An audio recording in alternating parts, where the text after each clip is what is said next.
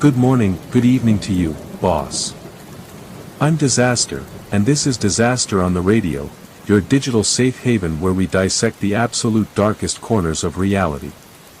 Tonight, we turn back the clock to the foggy, gaslit streets of Victorian London, specifically, to sub-basement vaults hidden beneath a very famous address. But I won't be telling this story from my usual distance. Tonight, I step directly into the boots of Dr. John Watson, giving you a first-hand account of the nightmare homes and I drag to the light.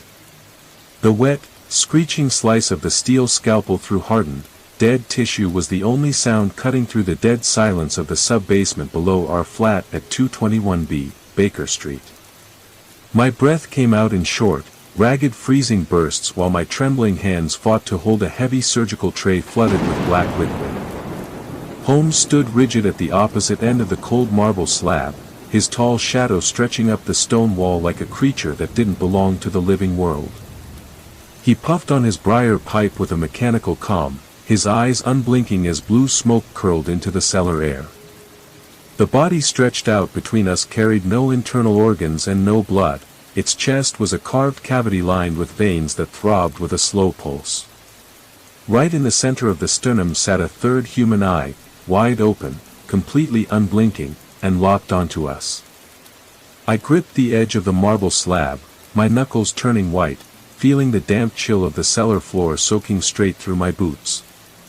The air inside the room was so thick with the stench of formalin, sulfur, and blood that every breath burned my throat. Holmes! I yelled, taking a step back, nearly dropping the tray onto the flagstones. This corpse isn't dead, it's breathing in our air.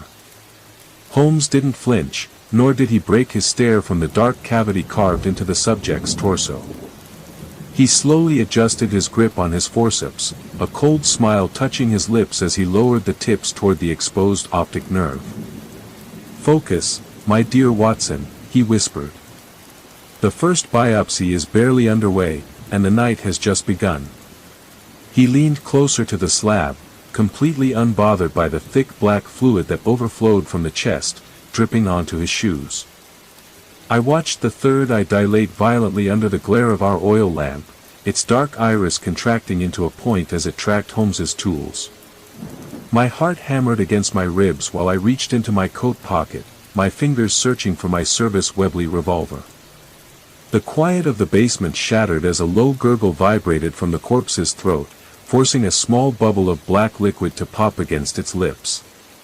Holmes reached out with his left hand, grabbed a pair of iron rib spreaders, and locked them into the sternum with a quick twist that made the bone groan. The iron teeth bit deep into the cartilage, widening the chest cavity with a wet crunch that sent a wave of black bile spattering over the marble edges. From the hollow abyss of the torso, a series of twitches began to ripple through the dead muscle fibers, as if parasites were awakening beneath the skin. My thumb cocked the hammer of my Webley inside my pocket, the sharp click echoing against the damp stone walls. "Holmes, step back from the slab," I demanded, my arm trembling as I drew the revolver, aiming directly at the unblinking third eye. "Put that away, Watson," Holmes commanded without raising his gaze, his fingers working the forceps deeper into the socket with precise malice. "A bullet will only destroy the nerve tissue before we can document the mechanism driving this animation." Before the sentence had fully left his lips, the dead fingers of the subject's right hand twitched violently, its nails scraping across the marble slab with sharp friction. The fingers clamped down onto the edge of my surgical tray, flipping the heavy steel basin onto the flagstones with a clatter that echoed through the darkness. The third eye widened to an impossible degree, its dark iris spinning in a full circle before locking its gaze directly onto my face. A low whisper issued from the open chest cavity itself, a raspy voice that sounded like multiple throats speaking in unison from the grave. "The key is turned," the voice rasped, sending a wave of ice through my veins as the body slowly began to push its chest upward from the cold marble table. The nightmare actually started 4 nights earlier, when Inspector Lestrade summoned us at midnight through a freezing London downpour to the city mortuary. The heavy rain hammered against the roof of our handsome cab as it rattled over the wet cobblestones, spraying mud and filthy gutter water across the dark streets of Whitechapel. When we stepped through the iron gates of the mortuary, the underground facility stank violently of cheap carbolic acid, harsh chemical disinfectants, and the sweet, burning stench of decaying flesh that hung thick in the stagnant air. 9 coal miners, pulled from the deep sub-basements near the Thames docks, lay stretched out on iron tables in identical, terrifying states. Their flesh was as hard and pale as beeswax, their eyes locked in frozen stares toward the cracked plaster ceiling, and each bore a precise, bloodless surgical incision directly beneath the larynx. Holmes didn't hesitate. He marched between the marble tables, pulled his magnifying glass from his coat pocket, and shoved his forefinger directly into the neck wound of the nearest corpse. I watched in revulsion as he probed the opening without a trace of disgust, his gray eyes locked in intense, sharp concentration under the dim gaslight.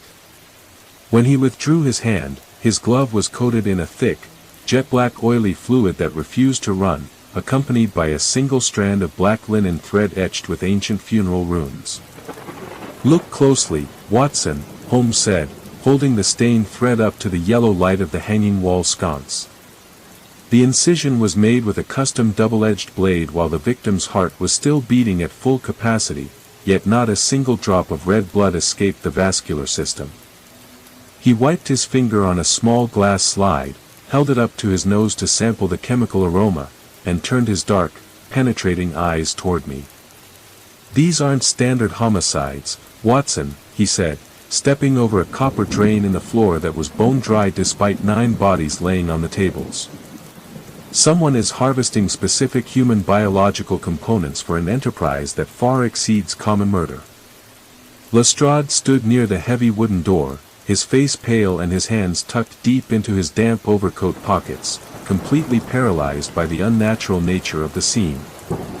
"The dock authority found them piled like cordwood inside an abandoned coal bunker," Lestrade offered, his voice shaking slightly against the cold room. "No marks of violence, no signs of a struggle, and not a penny stolen from their pockets." Holmes ignored the inspector, stepping over to the second table where the body of a young rail worker lay completely hairless and covered in a fine layer of white powder. He pulled a pair of silver tweezers from his waistcoat, reached deep inside the rail worker's ear canal, and pulled out a small, metallic cylinder no larger than a sewing needle. The cylinder vibrated softly between the tips of his tweezers, emitting a low, high-frequency hum that made the teeth in my jaw ache with a sharp, sudden pain. "They were subdued before the surgery took place," Holmes muttered, dropping the humming metal needle into an airtight glass vial and sealing it with a cork. "A precise neurological override, delivered directly to the brainstem to paralyze the muscular system while keeping the sensory organs completely active." I stepped closer, my medical instincts taking over despite the horror of the situation, and pressed my fingers against the carotid artery of the third miner. The flesh was cold as ice, yet under my fingertips, I felt a faint, rhythmic vibration beneath the skin, not a human pulse, but the mechanical sloshing of a heavy fluid moving through frozen pipes. "Holmes," I whispered, pulling my hand back as if I had touched a hot stove, "their vascular systems are still pressurized, something is pumping that black sludge through their veins right now." Holmes snapped his magnifying glass shut with a sharp clack and adjusted his heavy wool cape over his shoulders. "Precisely, Watson," he said, moving toward the exit stairs with swift, impatient strides. "Which means the reservoir feeding these bodies is nearby, and the surgeon responsible is currently completing his collection." By the following evening, Holmes's relentless deductions drove us straight to the blacked-out quays of the Thames timber docks. A thick, yellow river fog rolled off the greasy water, wrapping around the wooden piers and swallowing the gas lamps along the alleyways in a murky, suffocating haze. A heavy, horse-drawn cargo wagon sat completely unlit at the absolute edge of the riverbank, its wooden wheels sunken deep into the black, waterlogged mud of the slipway. The heavy rain hammered relentlessly against the wagon's iron-reinforced wooden walls, while the river's cold current slapped against the dark timber pilings beneath our feet with a dull, hollow rhythm. I pulled my service Webley revolver from my coat pocket, pulling back the heavy iron hammer with a sharp, double click that echoed ominously in the quiet alley. Holmes glided through the shadows beside me without making a single sound, his dark coat blending seamlessly into the rain-slicked brickwork of the abandoned warehouse behind us. He signaled for me to hold my position near the rear wheel while he stepped up to the massive double doors of the cargo wagon, his long fingers feeling along the iron locking bar. He grabbed the rust-coated iron latch and threw the doors open in one violent, continuous pull that rattled the wagon's frame. A dense cloud of freezing white steam instantly blew out over us, carrying a suffocating reek of burning sulfur, concentrated formaldehyde, and stagnant, metallic blood. I coughed violently, shielding my eyes with my sleeve as the burning mist hit my face, but Holmes didn't step back an inch. He raised his brass oil lantern high into the open doorway, casting a harsh, swinging yellow beam into the interior of the wagon. Inside stood 6 massive, cylindrical glass preservation vats, each 6 feet tall and bound with heavy iron hoops bolted into the wooden floorboards. The vats were completely filled with a crystal-clear, viscous chemical liquid that bubbled softly from small aeration pipes mounted at the base. Suspended inside each glass tank was a complete human body, stripped of clothing and floating upright in a thick chemical bath. As I stepped closer to the edge of the wagon, my revolver raised, the yellow lantern light caught the gruesome details of the subjects suspended within the glass. Their natural bony skeletons had been meticulously cut out and removed through long, bloodless back incisions, replaced entirely with dark, jointed metallic rods and flexible, woven black plant fibers. The synthetic framework was hooked directly into their nervous systems, holding their torsos rigid while allowing their limbs to hang limply in the fluid. "Look at the articulation, Watson," Holmes whispered, his voice rising above the roar of the downpour as he leaned his face inches from the cold glass of the center vat. The biological bone structure was discarded because it was far too fragile for the mechanical pressure required by the master builder. Suddenly, as the cold night air rushed into the heated interior of the wagon, the chemical liquid inside the tanks began to swirl in violent, chaotic eddies. The 6 suspended corpses snapped their heads upward in unison, their milk-white, unblinking eyes opening wide as the dark plant fibers inside their arms began to contract and expand. They began to move, their re-engineered limbs striking the glass walls with heavy, muffled thuds as they swam in slow, terrifying loops inside the clear liquid. "Holmes!" I yelled, taking a step back into the mud and aiming my Webley at the center tank. "They're reacting to the atmosphere. We have to destroy these vats." Holmes grabbed my wrist with an iron grip, forcing my barrel down toward the mud. "No, Watson. Shooting the glass will flood the quay with a lethal chemical agent, and we need one of these specimens alive." Before I could pull my arm free, a heavy, mechanical hum resonated from beneath the wagon's floorboards, causing the liquid inside the central vat to froth violently into a dark, crimson foam. The synthetic metal ribs within the subject's open chest cavity expanded with a sharp, hydraulic hiss, pressing directly against the inner surface of the glass until fine, spiderweb hairline cracks began to spread across the illuminated cylinder. "Stand back!" Holmes barked, his voice laced with rare urgency as he yanked me backward into the dark mud. "The pressurized solution is about to breach its containment." Leaving those massive glass vats at the docks was impossible, so Holmes ordered me to help him haul one of the modified corpses directly out of its tank before the harbor patrol or the killer's associates returned. We dragged a wooden boarding ramp to the back of the wagon, and Holmes climbed onto the slippery rim of the central vat with the agility of an alley cat. He unbolted the iron pressure clamps along the top ring, releasing a sudden, sharp hiss of pressurized chemical vapor that smelled like scorched copper and rotten fruit. "Grab the shoulders, Watson," Holmes commanded, reaching deep into the thick, ice-cold liquid to hook his hands beneath the subject's armpits.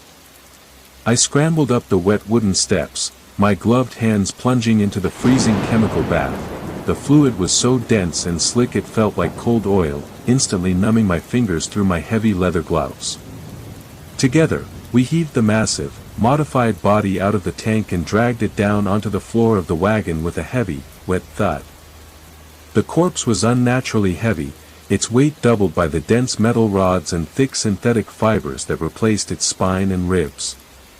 A wave of intense, radiant cold emanated from its skin, penetrating my wool trousers and freezing the moisture on my coat into thin, brittle crusts of ice.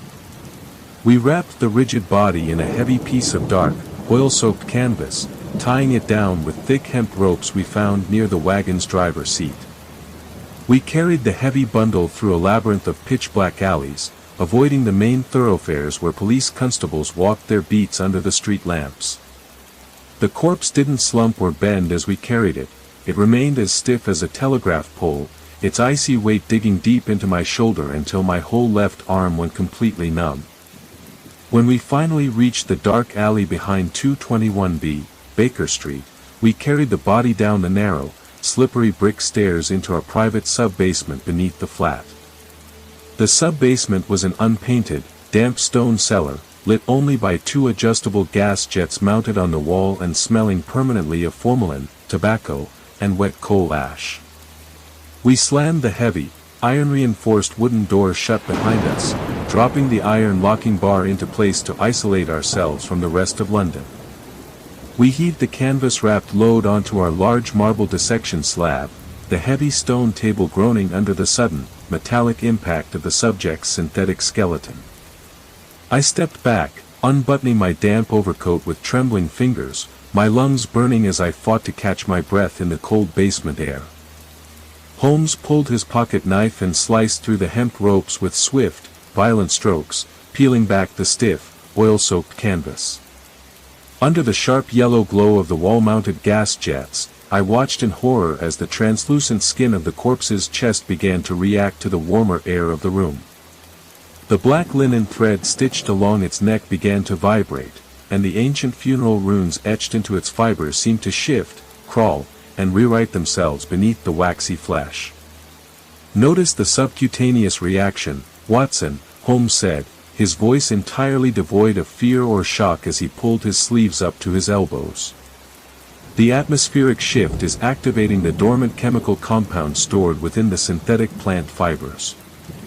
He stepped over to his workbench, laying out his surgical tools with cold, mechanical efficiency, heavy scalpels, bone saws, brass forceps, glass collection vials, and heavy iron clamps.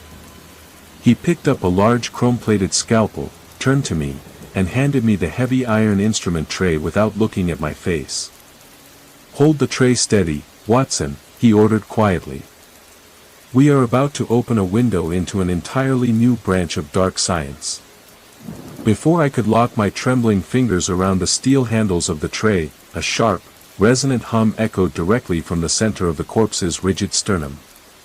The waxy skin along its chest split open in a perfectly straight, bloodless line, revealing a dense grid of woven, copper-threaded fibers that pulsed with a faint, iridescent violet glow. The air in the stone cellar instantly thinned, turning so impossibly cold that white frost began to bloom across the surface of my leather boots and the edges of Holmes's chrome instruments. That brought us right back to the moment Holmes's scalpel sliced through the corpse's chest in our basement.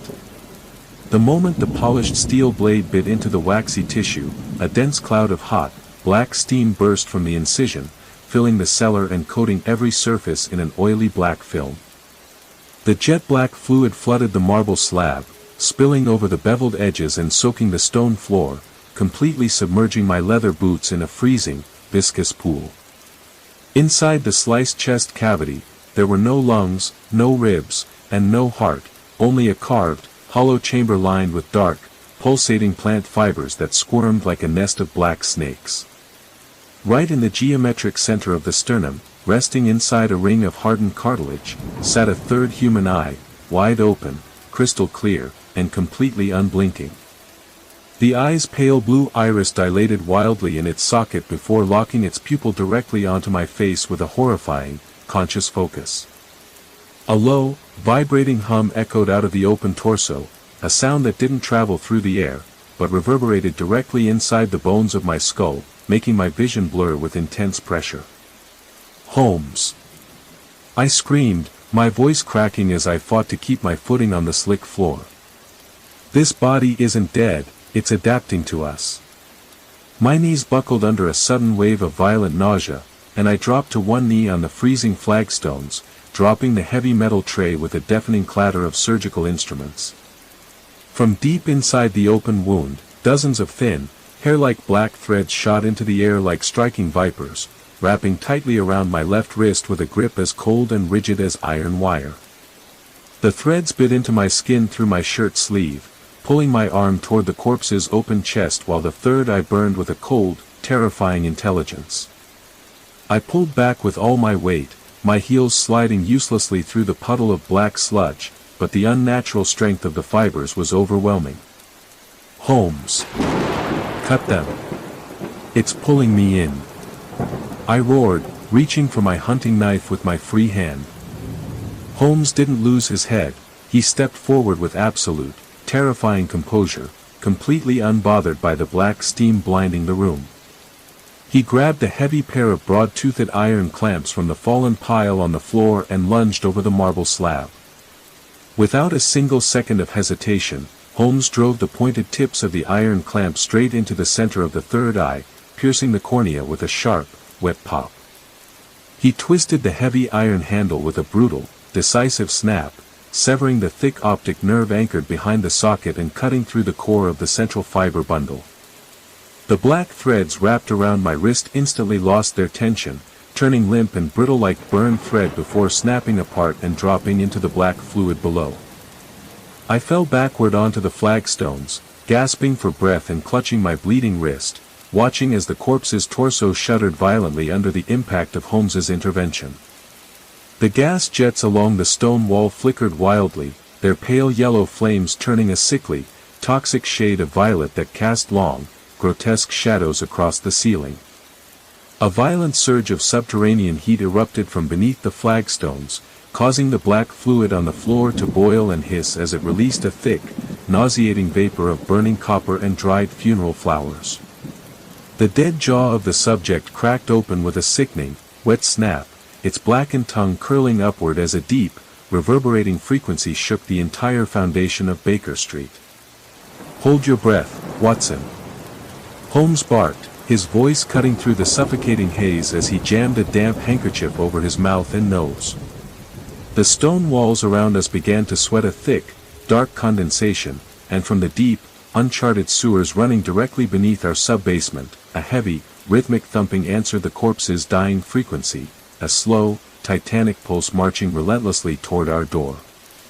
Holmes wiped the black sludge off his hands with a cloth, his face completely pale under the gaslight, but his gray eyes burning with the thrill of a hunter who had finally located his prey. "The ocular connection was the primary nerve hub, Watson," Holmes said quietly, tossing the bloodied clamp onto the slab. "And as I suspected, it was receiving an external signal from the true mastermind." A muffled, unnatural shriek erupted from the corpse's dead throat, a dry, raspy tear of air through a lifeless larynx that rattled the stone walls of the sub-basement. The heavy marble dissection slab shook so violently against its iron supports that the remaining glass vials and surgical equipment slammed together, shattering across the floor in a shower of sharp splinters and liquid chemicals. The black fluid that had flooded the flagstones began to react instantly, pooling together and congealing into thick, rigid fibers that slithered like living vines up the damp masonry walls. I scrambled to my feet, my boots slipping through the viscous sludge, and watched in horror as those dark, creeping strands coiled tightly around the heavy oak frame of our cellar door, sealing the exit shut with a dense, impenetrable weave of synthetic matter. Inside the corpse's open chest, the severed tissues did not rot or collapse. Instead, the dead, dark flesh began to swell, pulse, and expand at a terrifying velocity. Thick, rope-like bundles of black fiber shot out from the interior of the ribs, rapidly weaving over the hollow cavity as if the corpse were desperately trying to reconstruct a new, monstrous anatomy around its metal spine. "It isn't just reacting, Holmes," I yelled, pulling my pocket knife to hack at the thick fibers barring our only escape route. It's building something else inside itself. Holmes didn't back down or make a run for the stairs. He stood his ground beside the thrashing slab, his tall frame rigid and his gray eyes fixed on the expanding mass with an analytical, cold intensity. He reached into the deep inner pocket of his tweed jacket and pulled out a heavy, stoppable glass flask filled with a glowing, pale yellow liquid, concentrated sulfuric acid from his private chemical desk upstairs. "Stand back, Watson," Holmes commanded, his voice slicing through the wet, squelching sounds of the regenerating flesh. He uncorked the flask with his teeth, raised it high above the marble slab, and poured the entire contents of concentrated acid directly into the open, pulsing center of the subject's chest cavity. A blinding, acrid plume of thick white smoke billowed toward the low ceiling, instantly searing my lungs and burning my eyes as the corrosive acid met the black synthetic fluid. The corpse let out a series of high-pitched, piercing shrieks, a sound like metal grinding on glass, as the black fibers began to bubble, dissolve, and liquefy under the intense chemical heat. The dark vines crawling across the stone walls shuddered, withered, and snapped apart, dropping onto the floor as brittle, useless ash. The heavy oak door rattled free, its iron latch dropping open with a heavy, metallic clack. Holmes grabbed my coat collar with an iron grip, yanking me up toward the stairwell just as the dense, toxic fumes filled every inch of the cellar air. "Upstairs, Watson. Fast!" Holmes barked, shoving me onto the brick steps. "The acid has neutralized the organic vessel, but the sulfur reaction will asphyxiate us in seconds." We burst through the door into our sitting room, slamming the basement door shut and locking it behind us, both of us collapsing onto the carpet as we fought to draw clean London air into our burning lungs. Even through the thick, solid oak of the floorboards, we could hear the agonizing, subterranean death rattle of the specimen below, its synthetic core dissolving into a steaming pool of inert sludge. Outside our 221B windows, the dense Thames fog pressed against the glass, carrying with it a low, unnatural vibration that made the oil lamps in our parlor flicker wildly. Holmes slowly pulled himself up, adjusting his disheveled collar with a cold, pale hand, his eyes burning with an intense, calculated fire as he stared down at the locked basement latch. "He knows we breached his vessel, Watson," Holmes whispered, his voice dangerously soft in the quiet room. "The master architect is no longer merely observing, he is already on his way to Baker Street." Holmes's chemical analysis of the residue proved that these modified bodies were merely a delivery system. The true source was a disgraced surgeon, a psychopathic butcher whose illicit research had escaped the borders of Germany. He didn't just kill, he rented heavy freight wagons to salvage specific human anatomy, reassembling them in dark, mobile laboratories. We traced his rail line movements through the city's chaotic transit logs. By midnight, Holmes and I reached a decaying, abandoned railway depot on the frozen outskirts of London. The night air was so bitter it felt like inhaling ground glass, and the fog lay across the rusted iron tracks like a thick, wet shroud. Inside the cavernous, unlit warehouse, the wind whistled through gaps in the corrugated metal roof. We moved stealthily between rows of rotting freight cars until we spotted the glow of a single, flickering brazier. The surgeon stood there, illuminated by the dying embers, hunched over a massive steel dissection table. He was a mountain of a man in a blood-caked leather apron, clutching a heavy, broad-bladed bone cleaver. Around him, the floor was littered with glass vats filled with human remains and rolls of synthetic black fiber. He didn't look like a man surprised. As our footsteps crunched on the gravel, he spun around with a grotesque, knowing smile that split his scarred face. Without a second's hesitation, he hurled the heavy steel cleaver through the air. I ducked instinctively, hearing the blade whistle past my ear and bury itself deep into the thick wooden support beam behind my head. Holmes didn't waste time on words. He grabbed a heavy iron coupling bar from the track bed, preparing to close the distance. Before Holmes could take a single step forward, the giant pulled a brass lever mounted to the side of his steel table with a violent, mechanical yank. A series of loud, Pneumatic hissed echoes erupted through the gloom as 6 reinforced glass tanks hidden within the surrounding boxcars shattered simultaneously. The dark, chemical liquid flooded the gravel floor, and from the rising white fog, 6 massive, re-engineered human figures stepped forward in terrifying, synchronized movements. Their chests were wide open, their synthetic ribs pulsating with dark violet energy as they locked their pale, unblinking eyes onto us in the freezing gloom. "Shoot the central control unit in his apron, Watson," Holmes bellowed, charging toward the nearest specimen with his iron bar raised high. "He is directing their neural frequencies directly through that brass harness." I raised my Webley with a steady hand, my finger tightening around the trigger as the monstrous horde surged forward to surround the dark perimeter of the depot. The heavy roar of my service revolver shattered the cavernous silence of the warehouse, the lead bullet striking the surgeon's central brass regulator with a sharp, blinding spark of blue fire. The impact tore open the internal pressure coils, sending a violent wave of electrical backfeed surging straight through the copper wires sewn into the giant's leather apron. The surgeon let out a gut-wrenching, metallic scream as the dark violet energy reversed its path, leaping from the brass harness directly into his own neural system. In unison, the 6 reanimated specimens froze in their tracks, their unnatural limbs locking rigid as their chest cavities emitted a terrifying, synchronized screech of dying voltage. The giant collapsed backward onto his steel dissection table, his body convulsing under the high-frequency discharge before slumping motionless into a pool of bubbling chemical waste. As the purple luminescence faded from their chests, the 6 towering figures dropped to the gravel like puppet strings cut at once, leaving the freezing warehouse submerged in absolute, deadly silence. Holmes lowered his iron bar, breathing heavily into the icy mist, his piercing eyes turning toward the dark freight cars lined up along the northern tracks. "A decisive shot, Watson," Holmes said, wiping the sweat and frost from his brow. "The butcher's experiment is ended here in London, but the dark manifest on his desk indicates that 3 more of these mobile laboratories have already been loaded onto midnight freight trains bound across the Atlantic." The butcher didn't give us a second to recover. He lunged forward like an enraged bull, grabbing a heavy steel bone cutter from his table and swinging it in a wide, lethal arc straight at my throat. We tumbled into the dark interior of an old, rusted freight car on the siding track, the steel walls echoing with the brutal sounds of a life-or-death struggle.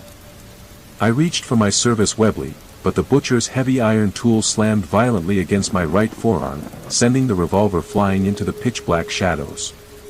Before I could regain my footing on the slick floorboards, he pinned me against the wall with his massive weight and drove a long trench knife deep into my left shoulder.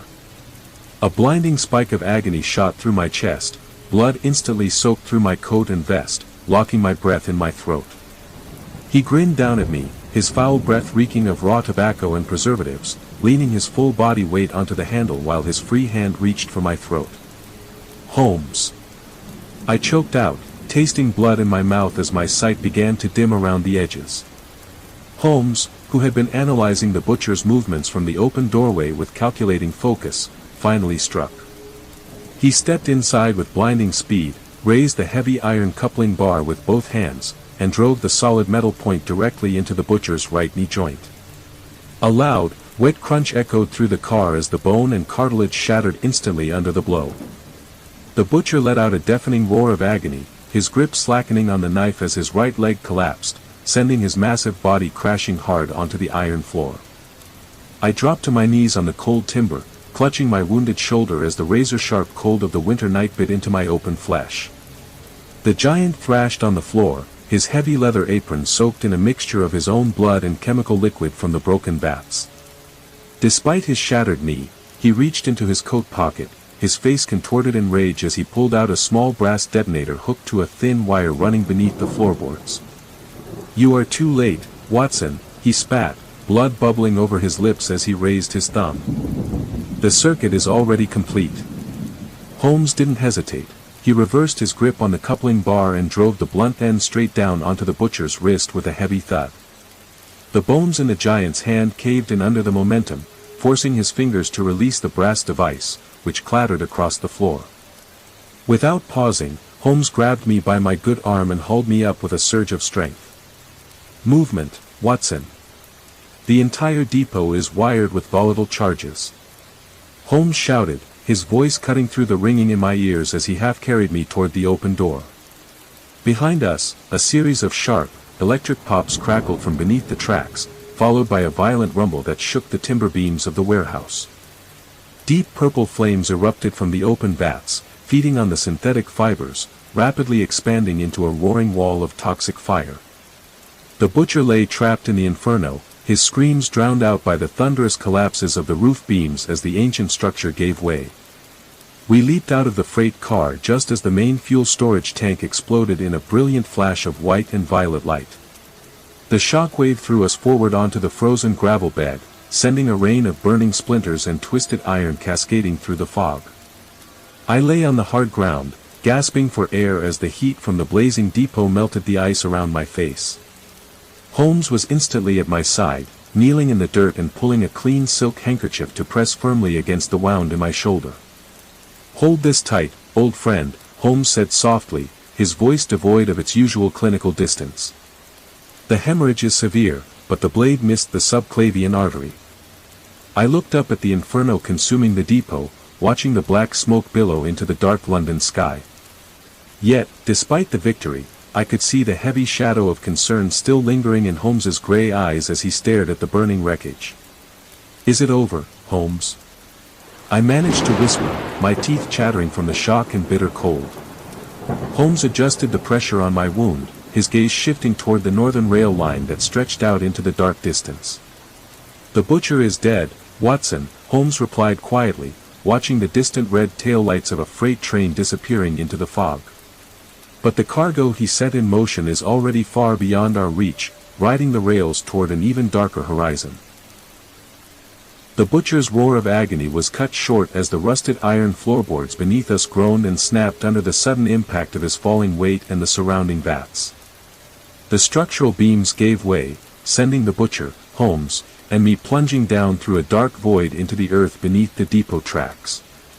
We crashed 15 feet below onto a wet incline, rolling through damp clay and shattered glass inside a massive tunnel system stretching under the old foundation.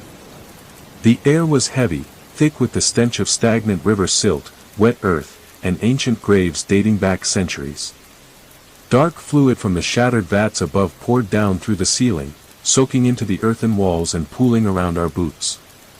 As the synthetic black resin mixed with the soil, the ground beneath us began to shift and vibrate with a sickening pulse.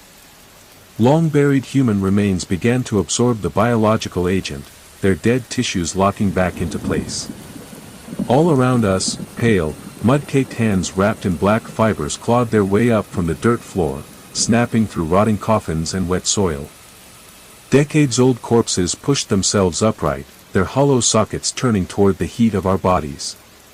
They formed an inescapable ring around us in the pitch-black tunnel, their freezing fingers reaching out to drag us down into the dark earth. My boots slid through the slick mud as two skeletal hands clamped around my ankles, their coldness biting straight through my leather footwear.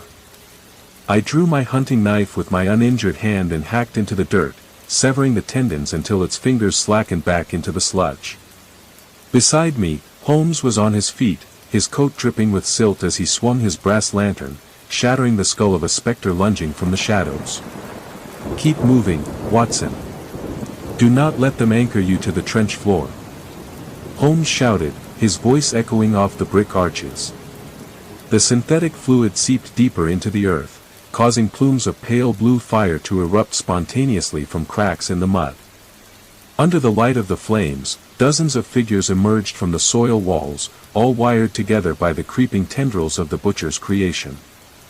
They moved as a single organism driven by the electric frequency pulsing from above. The resonance is propagating through the wet brickwork, Holmes realized aloud. If we sever the primary copper conduit, the activation charge will collapse. He pointed his iron bar toward a junction box mounted onto a brick pillar 50 yards down the tunnel, where thick cables dipped into the black mud. "Cover me, Watson," Holmes commanded, sprinting into the advancing wall of corpses. Ignoring the agony in my shoulder, I raised my Webley, taking aim through the sulphurous mist. I fired 6 shots, shattering the spines of the lead entities, clearing a path for Holmes to advance. Holmes reached the pillar just as 3 figures rose from the sludge to envelope him. Without missing a beat, Holmes jammed his iron coupling bar directly into the junction box and leveraged his entire weight against the housing. A blinding arc of violet lightning detonated inside the tunnel as thousands of volts of electricity surged through the wet earth. The reanimated horde let out an ear-splitting screech as the dark energy tore through their fibers, their bodies stiffening before collapsing back into inert piles of clay. The subterranean air grew deadly quiet as the violent electrical hum died down to a faint, crackling hiss along the damp brickwork. A fresh current of freezing wind swept in from an opening further down the tunnel, carrying away the thick sulfur smoke and revealing a long line of rusted iron ladder rungs leading up toward an emergency street grate. "The surge has burned out the whole subgrid, Watson," Holmes said, wiping a line of dark mud from his cheek as he slung his brass lantern over his shoulder. "The path to the surface is clear." I nodded through the haze of pain, holstering my empty revolver and following Holmes as we dragged ourselves up the icy rungs toward the clean night air of London above. I drew my pocket knife with my good right hand, driving the small steel blade repeatedly into the icy, leathery forearms that gripped my ankles, but the ancient flesh was as hard as dried oak and felt no pain.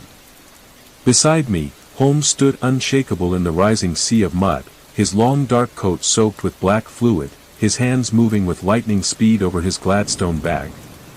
He snapped open the iron clasps and pulled out a heavy, cylindrical canister made of solid brass, its outer casing frosted over with cold condensation and etched with chemical formulas. "Watson, take the oil lamp from the mud and fall back to the emergency ladder on the northern wall," Holmes shouted, his voice piercing through the dry, rasping groans of the rising dead. I scooped up the fallen brass lantern with my right hand, its glass chimney hot against my palm, and scrambled backward toward an old, rust-eaten iron ladder bolted into the damp brickwork 10 yards behind us. The reanimated corpses surged forward in a dense, suffocating wave, their skeletal fingers tearing at my trousers and pulling at my boots, trying to drag me down into the ancient plague pit below. Holmes didn't run, he stepped directly into the path of the encroaching horde, unscrewing the heavy brass cap of the canister with a sharp, metallic twist. He tilted the container and dumped a thick, glowing stream of volatile yellow phosphorus compound straight into the main rivulet of black synthetic fluid pouring from the collapsed ceiling above. The chemical mixture hissed violently upon contact with the dark resin, turning bright orange and producing a sharp, sulfurous vapor that made the surrounding specters recoil. Holmes pulled a strike-anywhere match from his waistcoat, scraped it viciously against the sole of his boot, and dropped the flaring match directly into the pool. A roaring wall of blinding blue and white fire erupted instantly, spreading across the subterranean floor with a deafening whoosh as the chemical flame fed on the synthetic black fibers. The fire raced along the ground like liquid lightning, leaping from corpse to corpse and climbing the dark vines that bound them together. High-pitched, inhuman shrieks echoed through the vaulted brick tunnel as the intense phosphorus heat consumed the biological resin, turning flesh, bone, and black fibers into dry, harmless ash in a matter of seconds. The heat was blinding and absolute, scorching the damp earth and burning away the suffocating stench of decay that had filled the underground chamber. "Up the rungs, Watson. Move!" Holmes roared, sprinting through the dense white smoke and grabbing the iron ladder right behind me. We hauled ourselves upward through the cloud of ash and vapor, climbing frantically as the blue flames swept through the lower tunnel, consuming every trace of the nightmare hidden beneath the rails. The searing heat beneath us forced pressurized air up through the vertical shaft, accelerating our ascent as the ancient iron rungs groaned under our weight. With one final, desperate heave, Holmes shoved open the heavy iron street grate overhead, and we tumbled out onto the frozen cobblestones of an isolated alleyway behind the rail yard. I lay on my back against the hard, frost-covered stones, gasping for the crisp winter air as thick plumes of white chemical smoke billowed out from the open grate into the freezing night. Below our boots, the muffled rumbling of subterranean collapses slowly died down into a hollow, echoing stillness, sealing the charred remains of the butcher's horde beneath tons of scorched earth and melted brickwork.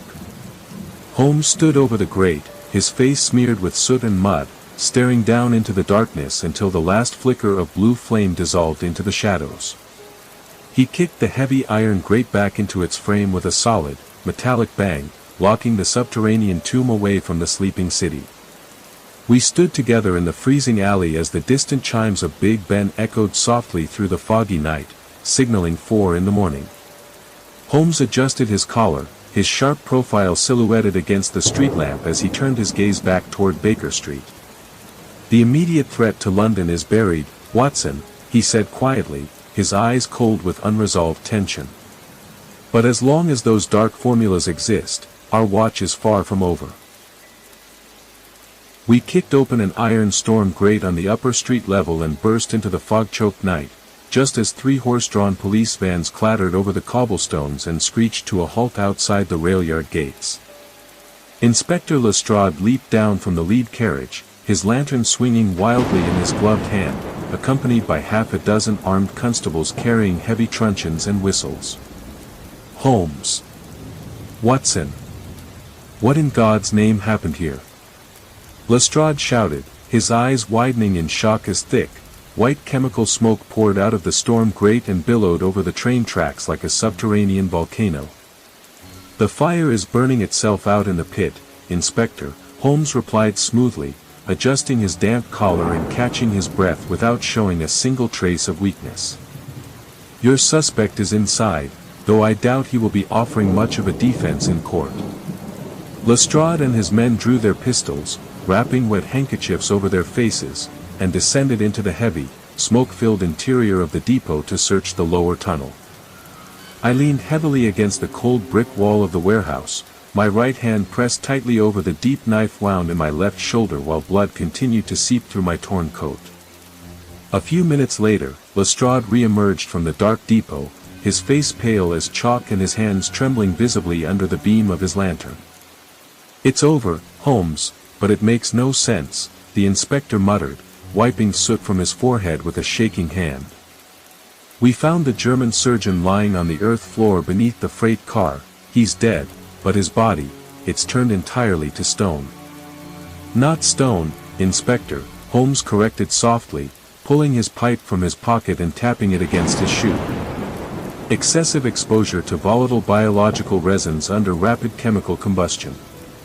Lestrade led us back inside to verify the scene, where the surgeon lay motionless upon the scorched dirt floor of the tunnel.